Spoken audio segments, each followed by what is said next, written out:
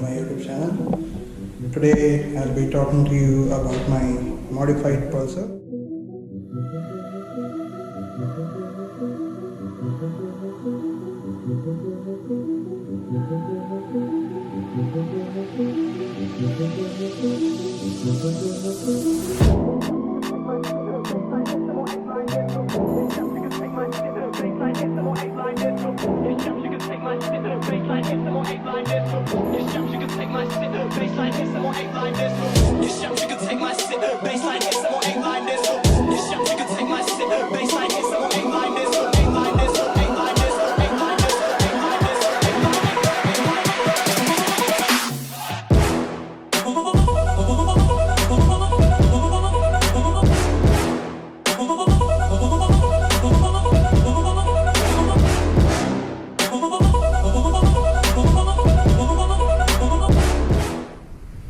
So ये जो video रहेगा this will be mostly in English because there are many people from South India who have contacted me and asked me to make a video on my Pulsar. So for their convenience, I'll try to speak as much as I can in English so that they can understand. So let's start the video by talking about my Pulsar. Let me quickly tell you that this is not a Pulsar 220 by default.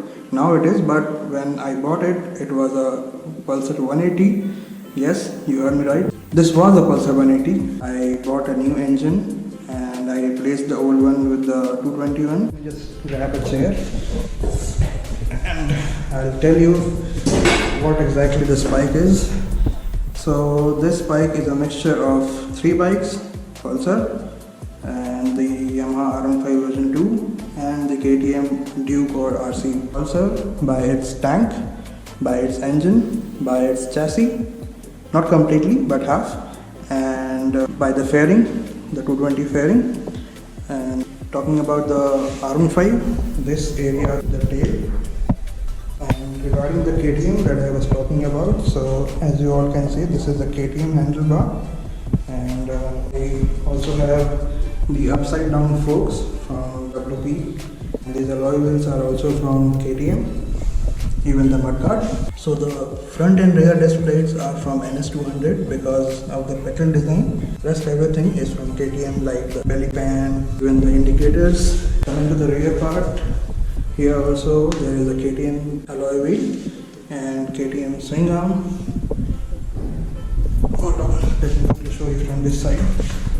The alloy wheels, the swing arm, the chain sprocket and everything is from KTM. Even the rear suspension is from KTM. Coming to the brakes, so the brakes are from Vibre, the same one which comes in the KTM. So I will be dividing this video into 4 topics. Number 1 is the time taken to modify this bike. Number 2, the cost of the modifications. Number 3, the performance mods, and number 4, the visual mods. So let's start with the 2 topics, that is the time taken to build this bike and the cost involved. So this bike was built around 5 to 6 years ago, and as I told you, this was a 180. So I won't be able to tell you the exact amount because it was modified in phases. Like earlier it was a 180, so first I got the visor and the rear section of the R15 installed, and in the second phase I installed the WP suspension and the KTM alloy suspension, everything. So my guess would be around 1 lakh rupees or more because I didn't keep a count. Let's start from the front. So the first thing first is the double bevel visor. Moving to the sides, I have the bar and mirrors and the adjustable levers. This is the KTM RC handlebar. So coming here, I have a tank sticker, some decals, tank pads. Now these are the seats from R15 version 2, the front and the rear seat, and even this part is from R15 version 2. I'll open this area and I'll tell you more about it. Now this part is from KTM RC. So this bike has been custom painted and I have also got the number plate installed here instead of here because of the WP suspension. The height has gone down. So talking about the engine, I have done some performance mods. First thing is the NGK iridium spark plugs. Second, split fire power cord. It creates more spark for better combustion and better power.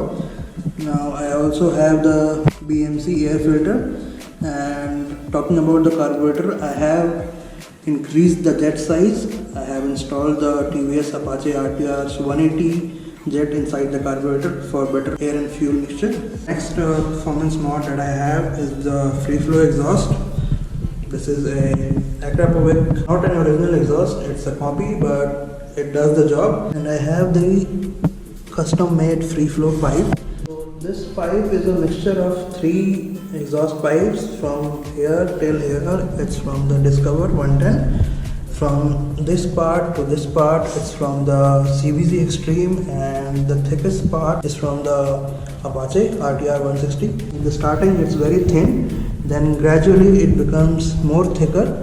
It retains the back pressure and this will allow you more performance. Now coming to this part, I have installed this is a very minor mod, I would say. This is the care lever shock that prevents your shoe from getting damaged. This is the change sprocket from KTM Duke 200. So basically this is my daily driver or daily rider, whatever you can say. So basically I ride this bike every day, and on the weekend I ride the Dominar on my Sunday rides. So I have upgraded the sprocket. It's bigger in size compared to 220. So in the city it gives you more acceleration, because in the city you don't require that much of top speed. Now coming to the main modification that many of you ask about is this rear section. So this is the area that attracts most of the attention, and people want to know how I got this made.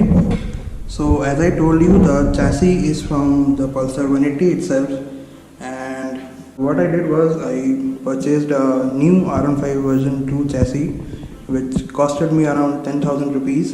And what I did was I separated the rear part of the R15 version 2 chassis from basically here, and I got it welded in the Pulsar 180's chassis to give it a more cleaner look.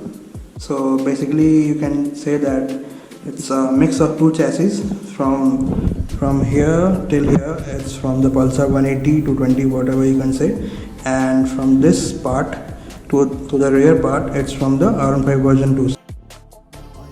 The MRF Revs tires. These are the same tires which comes in the Duke or RC200 150 section rear tire, radial tire. Even in the front I have the same tire. Now let me quickly open this area and I'll show you. So for this part I have 2 keys. This is for the ignition and this is the Yamaha key for opening this part.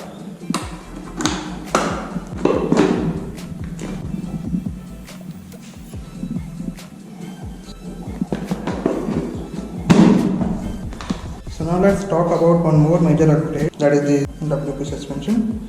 This is a stock fit. You can install the suspension and the cone set and everything to a Pulsar's 220 or 180 chassis because it fits directly. So as I told you, the cone set from the KTM will fit directly onto your Pulsar 180s or 220s chassis if you want to get this mod done. And you can also install the KTM Duke's handlebar if you want more upright position, but I went for the KTM RC's handlebar. So for the better movement of the USD forks, I had to get this area removed from both the sides. As you can see, this area has been cut down for the better movement. So if we talk about the pros of this WP suspension, so they are better stability at high speeds, better control, better handling. The only downside in this bike is the turning radius has gone down, so the handlebars turn only this much. If you want to make a U-turn, you have to put in some more efforts and you will be needing a larger area to make the U-turn. Now if you just want to install the WP suspension up front, so That will cost you around 20 to 25,000 just for the suspension. I'm not talking about the alloy wheels. And if you just want to install the rear part, this area on your Pulsar, this will also cost you around 20 to 25,000. Now there is one more thing that I want to tell you. The speed sensor on this bike is from the KTM Duke 200. So on the speedometer, it doesn't shows you the correct speed. The top speed of this bike is somewhere close to 145, 150 depending upon the engine conditions. So the power has gone a little bit up, I guess 1 bhp or 2 bhp more due to the radiated carburetor and the air filter and the performance exhaust, free flow exhaust. And the bike has also become lighter due to the KTM's swing arm and the KTM alloy wheels. It also handles very well. Even if you want to take it in the corners, it dips pretty well and it's stable around the corners. If you ask me about the basic requirement of this modification, so I wanted my bike to stand out. I'm a type of guy that doesn't want to follow the crowd. I want to stand out. So I wanted to make a bike which is a single piece. I have also lowered down the handlebars, as you all can see. This much I have lowered down to give it a more sporty kind of stance. So yeah guys, that was everything about my Pulsar. That was all that I can tell you right now about this bike. Still, if you have any other questions, you can DM me on Instagram or you can comment in the comment section. So thank you guys for watching this video. I hope you enjoyed the video and enjoyed the talks on this modified bike. Do hit the like button and subscribe to my YouTube channel. See you all in the next vlog. Bye bye. Stay home and stay safe. Ciao.